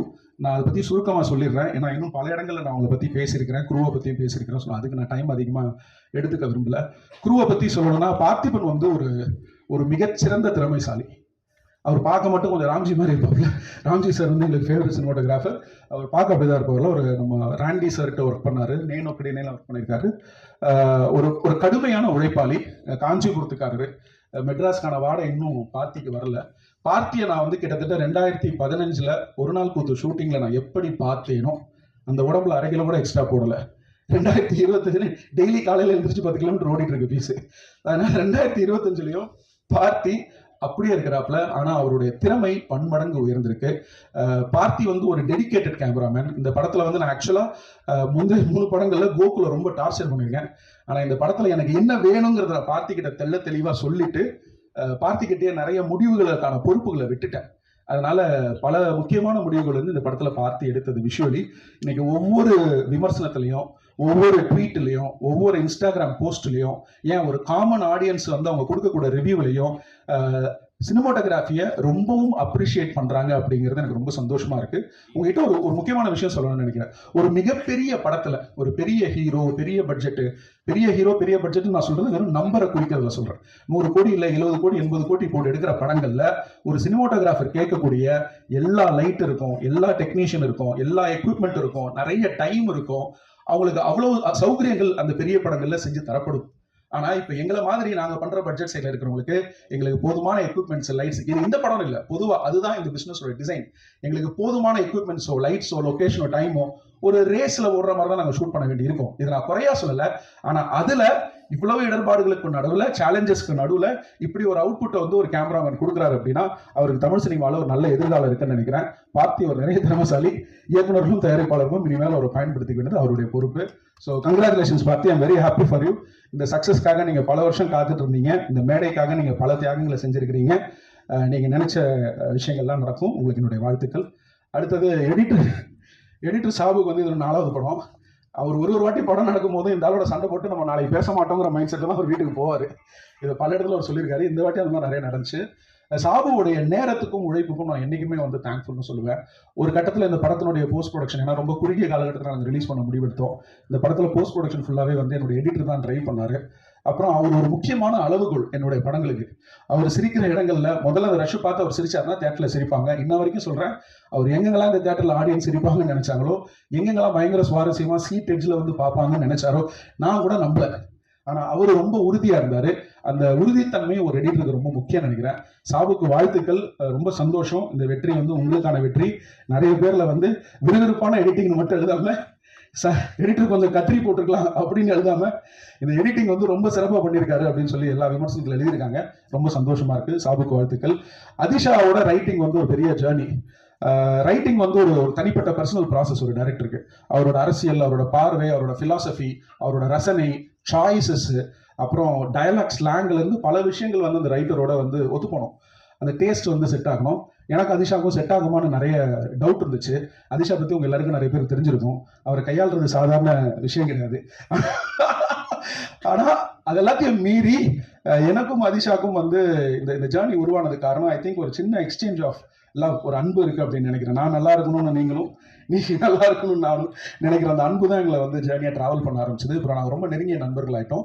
அதிஷா கிட்ட ஒரு அழகான சமூக சாமானிய பார்வை இருக்கு. அது எனக்கு ரொம்ப பிடிச்சிருக்கு. மற்றபடி அவருடைய எழுத்து திறமையை பத்தி பேசுறதுக்கான சூழல் நேரம் நிறைய இருக்கு. நான் அப்புறம் பேசிக்கிறேன். ஒரு சாதாரண மனுஷனா தினமும் காலையில எழுந்திருச்சு ஓட்டப்பந்தயத்துல கலந்துக்கக்கூடிய ஒரு எழுத்தாளன் வந்து நான் இதுக்கு முன்னாடி படிச்சது வந்து ஹாருகி முருகாமி தான். What I been think about running when I'm running அப்படின்னு ஒரு நாவல் இருக்கு. ஹாருகி முருகாமி வந்து என்னுடைய ரொம்ப முக்கியமான எழுத்தாளர். ஸோ எனக்கு அதிஷாவை பார்க்கும்போதெல்லாம், சிங்கப்பூர்ல இருக்காரு, நோபல் பரிசு பெற்ற எழுத்தாளர். எனக்கு அதிஷாவை பார்க்கும்போதெல்லாம் ஒரு விதமான ஹாருகி முருகாமியை நான் பார்க்குற மாதிரி இருக்கும். அவர் உண்மையாகவே ஒரு பெரிய ஹாருகி முருகாமியா வரணும் அப்படிங்கிறது என்னோட ஆசை. வாழ்த்துக்கள் அதிஷா. இன்னும் ஒரு சிலர் இங்கே இல்லை. என்னோட மியூசிக் கம்போசர்ஸ் சாய் சிவா, ஸ்ரீராம் தெரிகரன், அதுக்கப்புறம் வந்து அனல் ஆகாஷ், சத்யபிரகாஷ், இவங்க யாரும் இங்கே இல்லை. பட் அவங்க எல்லோருக்கும் என்னோட நன்றி. அவங்களோட பாடல்கள் திரையில வந்து நீங்க பார்த்துருப்பீங்க. ஒரு டெபியூ கம்போசரா அவங்க இந்த படத்துல அவங்களோட பங்களிப்பை ரொம்ப சிறப்பாக செஞ்சிருந்தாங்க. அவங்களுக்கு நன்றி. மீடியா மேசன் டீமுக்கு நன்றி. அப்புறம் இந்த மியூசிக்கை கோஆர்டினேட் பண்ணி கொடுத்தாங்க பவித்ராக்கு நன்றி. அப்புறம் ஜிப்ரான் சார், இன்னைக்கு ஒரு சின்ன கன்ஃபியூஷனால அவர் இங்கே வர முடியாம போச்சு. அதுக்கு காரணம் நான் தான். இந்த படத்துக்கு வந்து பின்னணி இசை வந்து எவ்வளவு முக்கியம், எவ்வளவு பெரிய பலம் அப்படிங்கிறது படம் பார்க்கும்போது உங்களுக்கு தெரிஞ்சிருக்கும். இந்த பின்னணி இசைக்கு போதுமான கால அவகாசம் அவருக்கு நான் கொடுத்துடணும்னு முயற்சி பண்ணேன். கிட்டத்தட்ட ஒரு 4-5 ஐட்ரேஷன்ஸ் நாங்கள் பண்ணியிருக்கோம். படம் ஃபுல்லா இந்த படத்தை டிராவல் பண்ண. ஏன்னா இந்த படத்துல அதிக நேரம் வந்து டயலாக்ஸ் இல்லாம, அதிக நேரம் வந்து என்ன சொல்றது, மியூசிக்கலாகவே ரொம்ப நேரம் டிராவல் பண்ற மாதிரியான சீக்வன்சஸ் இருக்கு. ஒரு சே சீக்வன்ஸா இருக்கட்டும், இல்ல வந்து ஒரு ஃபைட் சீக்வன்ஸா இருக்கட்டும், இல்ல வந்து ஒரு 10 சீக்வன்ஸா இருக்கட்டும். அந்த டென்ஷனை இன்னைக்கு சீட் எட்ஜ்ல நீங்க ஃபீல் பண்றீங்க அப்படின்னா அதுக்கு எந்த அளவுக்கு விஷுவல் முக்கியமோ அதுக்கு சரி சம அளவு அந்த இசையை உங்களுக்கு கொண்டு வந்து சேர்த்த என்னுடைய ரீ ரெக்கார்டிங் மிக்சர் தபஸ் நாயக் சார். ஏன்னா அவர் தான் குபேராக்கும் மிக்சர். 2 படமும் ஒரே நாளில் ரிலீஸ். அந்த மனுஷன் வந்து தூக்கம் இல்லாமல் வேலை செஞ்சனால தான் இந்த படம் டைமுக்கு வந்தது. தபஸ் நாயக் சாருக்கு ஆரம்பிச்சு, என்னுடைய சவுண்ட் டிசைனர் பிரதாப்பில் ஆரம்பிச்சு, அதுக்கப்புறம் எனக்கு டப்பிங் பண்ணி கொடுத்த திலீபன் அவருடைய அசிஸ்டன்ட்ல ஆரம்பிச்சு, எனக்கு கம்போஸ் பண்ணி கொடுத்த ஜிப்ரான் சார் வரைக்கும் இந்த சவுண்ட் டிபார்ட்மெண்ட்ல கம்ப்ளீட்டா ஒர்க் பண்ண ஒவ்வொரு டெக்னீஷியனும் நன்றியை சொல்லிக்கிறேன். எனக்கு எந்த அளவுக்கு பிக்சர் முக்கியமோ அதுக்கு சம அளவு எனக்கு சவுண்டு முக்கியம். அதனால யூஸ்வலா அவங்களுக்கான அங்கீகாரமும் அதுக்கு அந்த உழைப்புக்கான வேலிடேஷன் கிடைக்காம போகும். ரொம்ப பிரதானமா நீங்க இது எழுதணும். தமிழ் சினிமால நீங்க சவுண்ட் டெக்னீஷியன்ஸ் வந்து one of the finest technicians நமக்கு இந்தியாலேயே ஃபைனஸ்ட் டெக்னீஷியன்ஸ் இருந்திருக்காங்க. அது ஸ்ரீதர் சாரா இருக்கட்டும், இல்லை ஏஎஸ் லட்சுமி நாராயண் சாரா இருக்கட்டும், இல்லை இன்னைக்கு இருக்கக்கூடிய நிறைய மிக்சிங் இன்ஜினியர்ஸ், சவுண்ட் இன்ஜினியர்ஸ் எல்லாமே தமிழ்நாட்டில இருந்து போனவங்க. ஸோ அவங்களுக்கு உரிய அங்கீகாரத்தையும் மரியாதையும் தரணும்னு நினைக்கிறேன். ஸோ இந்த படம் நல்ல சவுண்ட் குவாலிட்டியில ஒரு நல்ல தியேட்டரிக்கல் எக்ஸ்பீரியன்ஸா வந்திருக்கு. என்னோட என்டையர் சவுண்ட் டீம் காரணம், starting from Ghibran sir to தபக் சார், எல்லாருக்கும் என்னுடைய நன்றி, வாழ்த்துக்கள். காஸ்ட் எவ்வளவு டைம் இருக்கு? ஸோ விஜய் மேம் வந்து ஃபர்ஸ்ட் டைம் அவங்க வீட்டில் போய் கதை சொன்னேன். அவங்க வீட்டுக்குள்ள போனவொன்னு இந்த எக்ஸ்பீரியன்ஸே வித்தியாசமா இருந்தது. சாப்பிட வைக்காம அனுப்ப மாட்டேன் அப்படின்னு சொல்லிட்டாங்க. நான் வந்து அன்னமிட்ட கை அப்படின்னாங்க. டைட்டில் நல்லா இருக்கு, அடுத்த படத்துக்கு வச்சுக்கிறேன். அவங்க வந்து அவங்களோட ஸ்கிரீன் பிரசன்ஸ் எனக்கு ரொம்ப பிடிக்கும். நான் நிறைய வாட்டி சொல்லியிருக்கேன், ஃபேன் ஆஃப் ஐஸ் அப்படின்ட்டு. எப்படி அதர்வா கண்களை பத்தி நான் நிறைய இடத்துல பேசியிருக்கணும். ஒரு வாட்டி எடிட்ல பார்க்கும்போது அவங்க கண்களை பார்த்துட்டு இன்னும் பவர்ஃபுல்லான ஒரு ஐஸ் இல்லை அப்படின்னு நான் சொல்லுவேன். அப்புறம் அவங்க வந்து என்னன்னா ரொம்ப வருஷமா நடிக்கிறாங்க. ஆனா அவங்க நடிச்ச படங்களோட எண்ணிக்கையை வந்து சொன்னா எனக்கு ஆச்சரியப்பட்டுட்டேன். நான் என்ன சொல்றீங்க, நிறைய படம் நடிக்கிற மாதிரி இருக்கு, ஆனா நீங்க வந்து குறைவான எண்ணிக்கை தானே சொல்றீங்க அப்படின்னு கேட்டதுக்கு, அப்போ ஆக்சுவலா பின்னாடி இருக்கிற காரணம் என்ன இருக்கும்னா, choice. We are nothing but the choices we make. நம்ம யார் என்று அறியப்படுகிறோம், அது இட்ஸ் நத்திங் பட் அதெல்லாம் நம்ம தேர்வு செய்யக்கூடிய அந்த சாய்ஸஸ் உடைய ரிசல்ட் தான். இந்த படம் எடுக்கணும்னு நாங்கள் எடுக்கிற முடிவு, இந்த படம் எடுக்கணும்னு ப்ரொடியூசர் எடுக்கிற முடிவு எங்களை கொண்டு வந்து இங்கே நிறுத்தியிருக்கு. ஸோ அந்த மாதிரி அவங்களோட சாய்ஸஸ் வந்து ஒரு குவாலிட்டியான ஆர்டிஸ்ட், ஒரு குவாலிட்டியான ஆக்டர் அப்படிங்கிறத எஸ்டாப்ளிஷ் பண்ணியிருக்கு. அவங்க இந்த படத்தில் ரொம்ப நல்ல பங்களிப்பு கொடுத்துருக்காங்க. நன்றி. இன்னும் நிறைய அவங்களோட ஒர்க் பண்ணணும்னு ஆசைப்படுறேன். போஸ் அண்ணன் 4 நாள் தான் ஒர்க் பண்ணணும்னு நினைக்கிறேன். அவர் எனக்கு முன்னாடியே பரிச்சயம். உண்மையிலேயே அவருக்கு கேமரா வச்சுட்டு நான் ரசித்தேன். இதை நான் இது வரைக்கும் அவர்கிட்ட சொல்லலை. ஏன்னா ஒரு நல்ல கிரியேட்டருக்கு ஒரு ஃப்ரேம்குள்ள ஒரு ஆர்டிஸ்ட் வந்ததும் அந்த ஃப்ரேமை ஓன் பண்றாங்கன்னு வச்சுக்கோங்களேன், அது பார்க்கறதுக்கு அப்படி ஒரு எக்ஸைட்மெண்ட்டை தரும். ஏன்னா நாங்கள் எழுதுனதை வந்து உயிரோட பார்க்குறோம்ல, அது வர்ற மூமெண்ட் எப்போன்னா கேமராலாம் வச்சிருவோம், லைட் எல்லாம் பண்ணிடுவோம், மூமெண்ட்லாம் பார்த்துருவோம், செக் பண்ணுறோம், அசிஸ்டன்ஸை வச்சு நாங்கள் வந்து மார்க்லாம் போட்டுருவோம். அவங்களை இப்படி ஓரம் போட்டுட்டு லைட் எல்லாம் போட்டு அந்த ஆர்டிஸ்ட் அங்கே உட்கார வைக்கிறோம்ல, அப்போ அந்த காட்சி வந்து உயிர் பெறும். ஒரு கிரியேட்டரா அந்த காட்சி உயிர் பெறுவதை நீங்க பார்ப்பீங்க. அது அந்த ஆர்டிஸ்ட் வந்து நிற்கும் போது தான் பூர்த்தி ஆகும். அப்படி அவர் அந்த இடத்துல வந்து உட்கார்ந்ததுமே அவர் நடிக்க போற அடுத்த அந்த 10-15 விஷயங்களை பத்தி என் மைண்ட் யோசிக்கவே இல்லை. கூப்பிட்டு உட்கார எங்கப்பா சரியா போயிடும் அப்படின்னு நினைச்சிட்டேன். அந்த அளவுக்கு ஒரு நல்ல ஸ்கிரீன் ப்ரெசஸ் உள்ளவர். நான் சின்ன வயசுல இருந்து பார்க்கணும்னு சொன்னா கோச்சிப்பாரு. சீரியல்ல தான் அவர் நான் பார்த்துட்டு இருக்கேன். அவருடைய குரலுக்கு நான் ரசிகன். அவர் வந்து இன்னும் நிறைய வித்தியாசமான கதாபாத்திரங்கள் பண்ணணும். தமிழ் சினிமா அவர் இன்னும் நல்லா பயன்படுத்திக்கணும். என்கிட்ட அடிக்கடி கேவி ஆனந்த் சார் பேசும்போது அவரை பத்தி சொல்லுவாரு. நான் இன்னும் அவர்கிட்ட சொன்னதில்லை. கேவி ஆனந்த் சார் அவருக்கு ரொம்ப பிடித்த ஒரு இயக்குனர். எனக்கு என்னோட முதல் படத்துடைய ஆடியோ லான்ச்சுக்கு அவர் வந்திருந்தாரு. நாங்க எப்ப பேசினாலும் நடிகர்களை பத்தி பேசும்பொழுது அதில் போஸ் வெங்கட் சாரோட பேர் வரும். அடுத்தது எங்க அண்ணன் சிவா அண்ணன். உண்மையிலேயே நான் அவர் நடிக்க கூப்பிடும் போது என்ன நினைச்சுன்னா, ஒரு பெரிய இயக்குனர், அப்புறம் இன்னைக்கு ஒரு பெரிய ஹீரோவோட தொடர்ந்து பயணம் செஞ்சுட்டு இருக்காரு. அவர் யாரு, தாடி கட்டிலாம் வச்சுட்டு ஆள் ஒரு மாதிரி இருந்தாரு. அப்புறம் அவர் யாரு, அவர்கிட்ட எப்படி அணுகணும் அப்படின்னு ஒரு தயக்கம் இருந்துட்டு இருக்கு. அந்த தயக்கத்தை வந்தோன்னு உடனே உடச்சிட்டாப்புல. பல நாட்கள் வந்து ஷூட்டிங் உட்கார வச்சுட்டு நான் சும்மா உட்கார வச்சிருக்கோம். பாண்டிச்சேரியில கிளைமேக்ஸ் ஷூட் பண்ண போயிட்டு 3 நாள் அவரை நாங்கள் சும்மா வைக்க வேண்டிய சூழ்நிலை வந்துருச்சு. எங்க எல்லாருக்கும் அண்ணன்னு உரிமையா கூப்பிடக்கூடிய ஒரு இடத்தை கொடுத்துருக்காரு. இந்த படத்தினோட வெற்றியில நான் உண்மையா சொல்றேன், எனக்கு இருக்கிற சந்தோஷத்தை விட ஒரு படி மேல, இங்க இருக்கிற எல்லாரோட சந்தோஷத்தை விட ஒரு படி மேல சந்தோஷம் வந்து அண்ணனுக்கு இருக்கு. அண்ணன் வந்து ஒரு பரிசுத்த இதயம், உள்ள இருக்கிற மனசு வந்து ஒரு அன்மையான மனசு. நான் அண்ணன் பேசும்போது அண்ணனோட அம்மாவுடைய முகத்தை பார்த்துக்கிட்டே இருந்தேன். மேல இருந்து உட்காந்து தன் மகன் பேசுவதை அவ்வளவு ரசிக்கிறாங்க. அவங்களோட அந்த லவ்வையும் அந்த ரிலேஷன்ஷிப்பையும் பார்க்க எனக்கு ரொம்ப சந்தோஷமா இருக்கு. நான் மனசார சொல்றேன், ரொம்ப நன்றி, ரொம்ப நன்றி, ரொம்ப தேங்க்யூ. பாலசக்திவேல் சார், அவர் தான் பண்ணணும், வேற யாருமே பண்ணக்கூடாதுன்ற முடிவோட இருந்தேன். இன்னைக்கு ஏதோ முக்கியமான வேலை இருக்கு. நைட் அவர் ஒய்ஃபோட படம் பார்த்துட்டு பேசினாரு. அவங்க சாரோட ஒய்ஃப் மேடம் வந்து ஒரு 1/2 hour பேசினாங்க. பல்ச்சுன்னு ஒன்று போட்டுட்டு இது நல்லா நடிச்சிருக்கேன் அப்படின்னு வேற சொன்னாங்க. ஐ குட் விஷுவலைஸ் அவங்க வந்து அவரோட சீக்ஸை ஸ்லாப் பண்றது. அவரை கஷ்டப்படுத்திருக்கேன் அந்த படத்துல. அவரை பயங்கரமா ஓடியார வச்சிருக்கேன். பல இடங்கள்ல வந்து அவர்கிட்ட நிறைய டேக் வாங்கியிருக்கேன். எனக்கு வந்து ஒரு இயக்குனர்னு பார்க்காம ஒரு செட் அசிஸ்டன்ட் ஒர்க்கு கிட்டத்தட்ட பல இடங்கள்ல அவர் எனக்காக நீ நவரு அப்படின்னு அந்த வேலையை பார்த்துருவார். அண்ணன் கூட திடீர்னு அசிஸ்டன்ட் டைரக்டரோட உள்ள சேர்ந்து வந்து கிளீன் பண்ணிட்டு இருப்பாரு, பொசிஷன் கொடுக்க சொல்லிருப்பாரு, நீங்க வந்து ஓரமா உட்காருங்க அப்படின்னு சொல்லுவேன். பாலசக்திவேல் ஒரு குழந்தை. எங்க செட்ல யார் வந்தாலும் அவர் கண்ணத்தையும் மீசையும் பிடிச்சி கிள்ளிட்டு அவர் டெடிபேர் மாதிரி ஒரு இருக்கு அவருக்கு ஒரு கட்டி அணிச்சு கட்டி ஒரு ஹக்கு கொடுத்துட்டு அதுக்கப்புறம் தான் எங்க வேலையை ஆரம்பிப்போம். அது ஒரு ஹாப்பி சோல், ஒரு நல்ல எனர்ஜி, ஒரு அருமையான மனுஷன், ஒரு பெரிய டைரக்டர். காதல்ங்கிற ஒரு படம் வந்து தமிழ் சினிமாவில் வெளிவந்த சிறந்த 50 படங்கள் எடுத்தீங்கன்னா அதுல காதல் வந்துடும். அப்பேற்பட்ட ஒரு டைரக்டரோட என் படத்துல வேலை செஞ்சது எனக்கு ரொம்ப சந்தோஷமா இருக்கு, பெருமையா இருந்தது. அவருக்கு ரொம்ப நன்றி. வேற யாராவது மிஸ் பண்ணிட்டேன்னா okay. Coming back to my Anand and Divya. Ramesh coaching போறான். ஆல்ரெடி ஆடியோ லான்ச்ல அவன் பேர் சொல்லணும்னு கோச்சிக்கிட்டா. ஆடியோ லான்ச்ல டைமே இல்லை. நன்றி, ரொம்ப நன்றி. ரமேஷ் வந்து என்னோட குடும்ப உறுப்பினர் மாதிரி, என்னோட நண்பர் மாதிரி. இந்த படத்துல வந்து ரமேஷ் நான் 20 நாள் தான் ஃபர்ஸ்ட் டேட் கேட்டேன். அவன் வேற ஒரு படத்துல மாட்டிட்டு இருந்தான். கடுமையான சூழ்நிலையில இன்னொரு படத்தை தியாகம் செஞ்சுட்டு ஒரு இயக்குனருக்கு வந்து நோ சொல்லிட்டு தான் இந்த படம் எனக்கு ரமேஷ் வந்து பண்ணி கொடுத்தான். அவருக்கு ரமேஷ் திலக்கு வந்து மிகவும் நன்றி. ஏன்னா அவர் கமிட் பண்ணதை தாண்டி ஒரு 20 நாள் இந்த படத்துல வந்து அவர் நினைச்சு கொடுத்தாரு. அதுக்கு அவர் அதிகமா சன்மானம் எதுவும் பெற்றுக்கொள்ளவில்லை, கொடுக்கறதாகவும் இல்லை. ஆமா. ஸோ ரமேஷோடைய பங்களிப்பு வந்து ஒரு திருப்திகரமான பங்களிப்பு. ஆஃப்டர் ஒரு நாள் கூத்து இன்னும் நிறைய ரமேஷ் வந்து கேரக்டர் ரோல்ஸ் பண்ணணும் அப்படின்னு நான் வந்து விரும்புகிறேன். அதனால ரமேஷுக்கு வாழ்த்துக்கள். நடிகர்கள் முடிச்சுட்டு வந்துடுறேன். அதர்வா அண்ட் நிமிஷா, உண்மையிலேயே திவ்யா ஆனந்த கதை வந்து திரைக்கு வரும்னு நான் எதிர்பார்க்கல. ஏன்னா அந்த கதை என்கிட்ட பல வருடங்களாக இருக்கு. இன்னைக்கு இருக்கக்கூடிய முக்கியமான பிரதான தயாரிப்பாளர்கள் எல்லாருக்குமே இந்த கதை வந்து ஓரளவுக்கு தெரியும். பட் இந்த கதையுடைய மையத்தை ஒரு ப்ரொடியூசர் புரிஞ்சுட்டதும், ஒரு டைரக்டர் அந்த அலைவரிசையோட வந்ததும், அது சாத்தியப்பட்டது எப்படின்னா அதுக்குள்ள வந்து ஒரு ஹீரோவும் ஒரு ஹீரோயினும் வரும்போது தான். இப்போ நிமிஷாவை எடுத்துக்கிட்டோம்னா, எனக்கு நிமிஷாக்கான அறிமுகம் வந்து தொண்டி முதலும் படம் தான். அதுல வந்து பாத்தீங்கன்னா போலீஸ் ஸ்டேஷன்ல ஒரு சீன் வரும் ஃபஹத் ஃபாசிலோட. இந்த இவங்க வந்து அவங்ககிட்ட கேள்வாங்க, நீ செயின் எடுத்து வாயில போட்டது நான் பார்த்தேன், நீ பொய் சொல்ற அப்படின்னு சூரஜ் வெங்காயமோட ஒரு பக்கத்துல இருப்பாரு. கோவமா வந்து ஃபகத் கிட்ட வந்து அவங்க நடிப்பாங்க. நான் உண்மையிலே ஆச்சரியமா பார்த்தேன். ஃபகத் என்பது ஒரு மாபெரும் நடிகன். நிமிஷாவுக்கு வந்து அது முதல் படம். அவங்க அந்த நடிகருக்கு முன்னாடி அப்படிப்பட்ட ஒரு பெர்ஃபார்மன்ஸை ஒரு ஆர்டிஸ்டால கான்ஃபிடென்ட்டா தைரியமா முதல் படத்துல கொடுக்க முடியும்னா அப்போ இந்த பொண்ணுகிட்ட ஏதோ ஸ்பெஷலா இருக்கு அப்படின்னு சொல்லி நான் அவங்கள ஃபாலோ பண்ண ஆரம்பிச்சேன். அடுத்தது எனக்கு தெரிஞ்சு நான் நயட்டு பார்த்தேன்னு நினைக்கிறேன். நயட்டுலேயும் வந்து எனக்கு வந்து ஒரு ஷாக்கிங் பெர்ஃபார்மன்ஸாக இருந்தது. கிரேட் இந்தியன் கிச்சன், ஒரு வாட்டியும் அந்த கிச்சனுக்குள்ள அவங்க போகும்போதும் அவங்க அனுபவிச்ச அந்த வழியை நானும் அனுபவிச்சேன். ஆச்சரியமா இருந்தது. அப்புறம் சித்தால பார்த்திருக்கோம், ஜிகத்தண்டல பார்த்திருக்கோம், மாணிக்ல பார்த்திருக்கோம். நிமிஷாவிடம் இருப்பது ஒரு விதமான வரம், நடிப்பை பொறுத்த வரைக்கும் அது அவங்களுக்கு தெரியாது. அதுதான் அதோடைய சிறப்பும் கூட.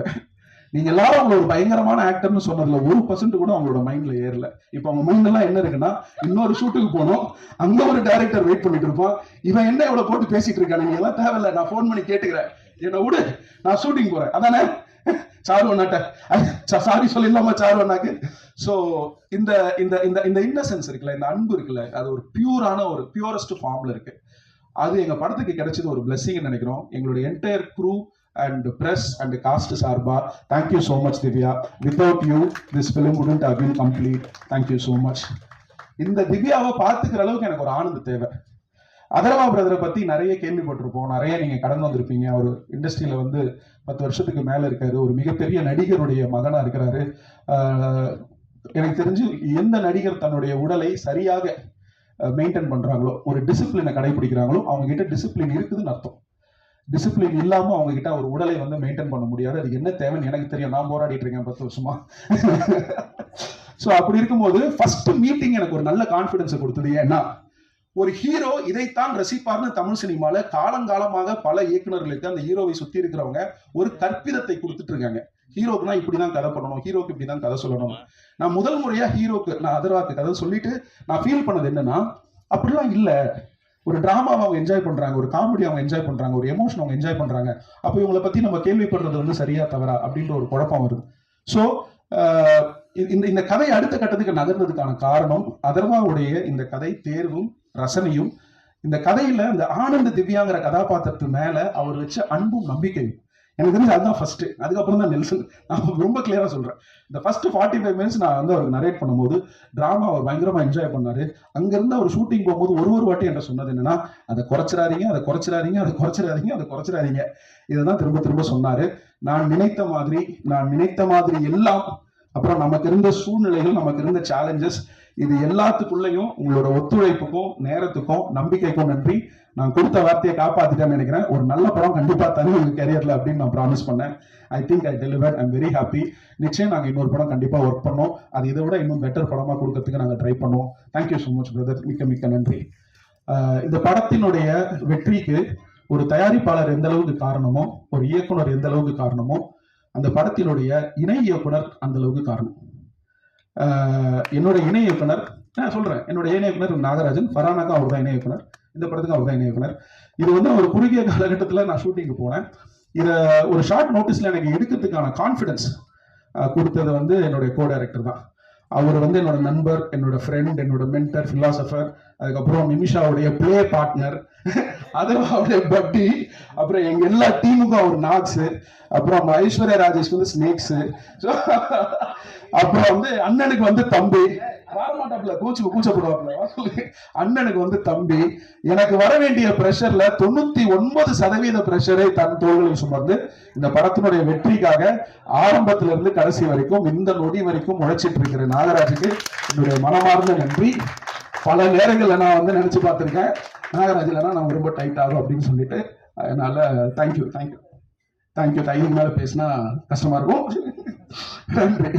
அப்புறம் ஜேம்ஸ் எங்க இருக்காரு, எங்க ப்ரொடியூசர் வந்து ரொம்ப இன்ட்ரெஸ்டிங்கான ஒரு கேரக்டர். அவர் வந்து ஒரு மக்கள் பிரதிநிதி, பயங்கர பரபரப்பா இருப்பார். நைட்டு 11 மணிக்கு யாராவது ஏதாவது வேணும்னா கூட அன்னை நேரத்துக்கு ஒரு IAS ஆஃபீஸருக்கோ IPS ஆஃபீஸருக்கோ கால் பண்றது வந்து யோசிக்க மாட்டாரு. டெய்லி அவர் வந்து கட்சி சம்பந்தப்பட்ட ஆட்கள் ஆஃபீஸ்ல இருப்பாங்க. இதுக்கு நடுவில் தான் அவர் சினிமா பண்றாரு. அந்த பரபரப்பு நடுவில் அவர் பிடிக்கிறது ஒரு சேலஞ்சா இருக்கும்.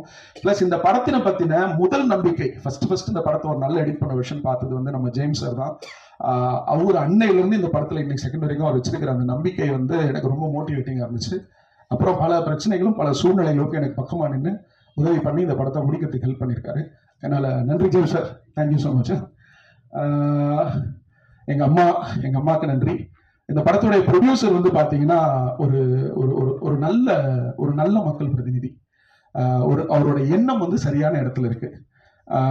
இந்த படத்தை வந்து இவ்வளவு என்ன சொல்றது, இவ்வளவு பேருக்கு போய் ரீச் ஆகுற அளவுக்கு இவ்வளவு நல்ல பப்ளிசிட்டி பண்ணி இந்த படத்தை வந்து தமிழ்நாட்டில் இருக்கிற எல்லாருக்கும் போய் சேர்ற அளவுக்கு இந்த படத்தை பத்தின விளம்பரங்களை கொண்டு போய் கொடுத்து இன்னைக்கு உங்க அளவுக்கு முன்னாடி இந்த படம் நல்லா தெரிகிற அளவுக்கு செஞ்சிருக்கிறாருன்னா அதுக்கு எங்க ப்ரொடியூசருடைய சரியான திட்டமிடலும் இந்த படத்தை மேல அவர் வச்சிருந்த நம்பிக்கையும் இந்த பப்ளிசிட்டிக்கு அவர் செலவு பண்ணதும் அதுதான் வந்து எங்களுக்கு காரணம். அதனால என் ப்ரொடியூசருக்கு வந்து இந்த படத்தை எங்களுக்கு எடுத்து கொடுத்ததுக்கும் இந்த படத்தை கொண்டு போய் மக்கள்கிட்ட சேர்த்ததுக்கும் எங்க எல்லாரையும் பத்திரமா பார்த்துக்கிட்டதுக்கும் என்னுடைய ப்ரொடியூசர் அம்பேத்குமார் சாருக்கு நன்றி, அவங்களோட மனைவி ஜெயந்தி அம்பேத்குமாருக்கு நன்றி. இந்த படத்துல ஆஃபீஸ் அசிஸ்டண்டா இருந்து இந்த வேலைகளை ஃபுல்லா முடிச்சு கொடுத்த ஸ்ரீ பசங்களுக்கும், general manager AGM Sukhu sir, அப்புறம் வந்து ஷர்மா, இவங்க எல்லாருக்கும் என்னுடைய நன்றி.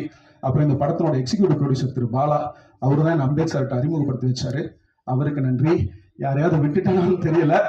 யுவராஜ் எப்பா சண்டை